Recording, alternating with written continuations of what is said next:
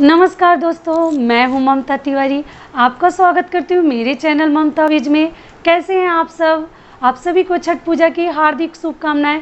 तो चलिए आज हम जान लेते हैं। मैंने अपने लास्ट वीडियो में बताया था कि मैं छठ पूजा हमें क्या खा के सबसे पहले खोलना चाहिए, और वो भी घाट पे ही हम छठ व्रत को खोलते हैं। तो चलिए जान लेते हैं ज़्यादा समय आपका नहीं लेते हुए। तो सबसे पहले छठ पूजा हम क्या खा के खोलते हैं। तो हमें घाट पे जब हम सूर्योदय के समय हम अर्घ दे लेते हैं, अपना सुबह का अर्घ जब दे लेते हैं, और अर्घ को हमें दूध के साथ देना है। दूध ले लीजिए और किसी भी पुरुष से आप अर्घ दिलवा लेते हैं। अर्घ जब हमारा पूरा हो जाता है तो उसके बाद हमें क्या करना है कि अपने जगह पे आना है जहाँ पे हम अपना पूजा पाठ किए हैं। वहाँ आके छठ माता को हमें नमस्ते करके और अपने पूजा को समाप्त करना है। और आहूत और अगरबत्ती तो सब आपने सब पहले ही पूजा अर्चना कर लिया है। और 5 औरतों को हमें खोइछा भरना होता है, और उनको नाक से लेके मांग तक हमें सिंदूर लगाना होता है। और हाथ पे भी सूर्य देवता का ही ये प्रतिमा बना के हमें अर्घ देना होता है। तो ये सब प्रक्रिया तो हम पहले ही कर लिए हैं। और उसके बाद जब 5 औरतों का हम खोइछा भर लेते हैं, फल फ्रूट और जो ही आपके पास प्रसाद है उसके साथ आप 5 और मतलब औरतों का आप खोइछा भर दीजिए, सुहागिनों का, और मांग में सिंदूर लगा दीजिए। छठ माता का आशीर्वाद ले लीजिए। जो ही आपके बड़े हैं उनसे भी आप घाट पे ही आशीर्वाद ले लीजिए। और लेने के बाद फिर आपको क्या करना है कि छठ माता के ऊपर जो हमने चना का प्रसाद चढ़ाया हुआ होता है वो भी आप ले लीजिए अपने हाथ में। और वहाँ सबसे पहले हम घाट पे अदरक लेके जाते हैं और गुड़ लेके जाते हैं। अदरक और गुड़ को हमें या तो आप चबा के खा लीजिए या कूट के लेके जाइए अदरक को, और उसी के साथ हमें अपना व्रत सबसे पहले खोलना होता है। छठ माता का व्रत जो चना हमने छठ माता को चढ़ाया वो चना चाहिए, और अदरक और गुड़, तीनों चीज़। अदरक और गुड़ को सबसे पहले अपने मुख में डालिए और उसके बाद जल ग्रहण करिए, उसके बाद चना। इसी चीज़ के साथ बिल्कुल आप याद रखिएगा, बिल्कुल मत भूलिएगा।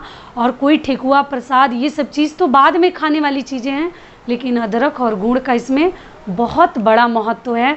आप ज़रूर अपने मुख में डाल के और फिर जल ग्रहण करिए, उसके बाद आप फ्री हो जाते हैं। जो ही आपको प्रसाद है वो सब खाइए, ठेकुआ वगैरह और फल फ्रूट, और घर में आके आप भोजन करिए। और ये 36 घंटा अगर आप रहे हैं तो आपको आते ही कोई भी चीज़ गरम खाना चाहिए, या गरम चीज़ें पिए, चाय वगैरह पिए, या दाल का पानी भी पीते हैं। तो कोई भी चीज़ गरम से ही आप शुरुआत करिए, क्योंकि गला हमारा फट जाता है। वो हम निर्जला जो हम व्रत रखते हैं तो फिर हम अचानक ठंडा पानी वगैरह आप बिल्कुल, हमारी सभी बहनों से निवेदन है जो नया व्रत उठाई हैं, कभी भी किसी भी व्रत का पारण आप ठंडी चीज़ से ना करें, गर्म चीज़ों के साथ करें, नहीं तो गला हमारा फट जाता है और फिर बहुत गले में पेन और खराश वगैरह हो जाता है। तो इसलिए आप गर्म चीज़ों के साथ सेवन करें। और जो ही आपके घर में रीति रिवाज के अनुसार जो खाया जाता है, दाल चावल सब्जी पूड़ी पकवान जो ही खाया जाता है आप खाइए। और छठ माता का इस तरीके से हम अपना व्रत खोलते हैं, और खा के थोड़ा आराम करिए। उसके बाद हम आराम तो नहीं कर पाते हैं, क्योंकि हमें प्रसाद भी वितरण करना रहता है, लोगों को देना रहता है, आस पड़ोस की हमारी माताओं बहनों को जो नहीं करते हैं या जो करते हैं उनको भी प्रसाद हमें बांटना होता है। तो आप प्रसाद, कोसी का प्रसाद सभी को देना अनिवार्य है। तो एक एक कटोरी जो आपने कोसी के लिए लगाया है, एक एक कटोरी ही दिया करिए सबको, और उसमें जो आपके घर में प्रसाद है उन सभी को दे दीजिए। और अगर आप नहीं दे रहे हैं और अलग से किसी वस्तु में दे रहे हैं, तो जो ही उस कोसी के जो सामान होते हैं, मतलब जो ही बर्तन है मिट्टी के, उसको आपको 1 साल तक उसको विसर्जन नहीं करना होता। किसी नदी पोखरा तालाब में उसको हमें विसर्जित नहीं करना होता। उसको 1 साल तक हमें बचा के रखना होता है, क्योंकि वो टूटे फटे ना। बच्चों से थोड़ा बचा के रखिए, लेकिन गलती से बच्चे अगर तोड़ दे तो कोई बात नहीं है, लेकिन थोड़ा सा ध्यान से उसको छत के किसी कोने में उसको रख दीजिए, जहाँ बच्चों के पहुँच से, और कोने में रख दीजिए, या घर के किसी रूम में कोने में, जहाँ पे वो 1 साल तक सुरक्षित रहे।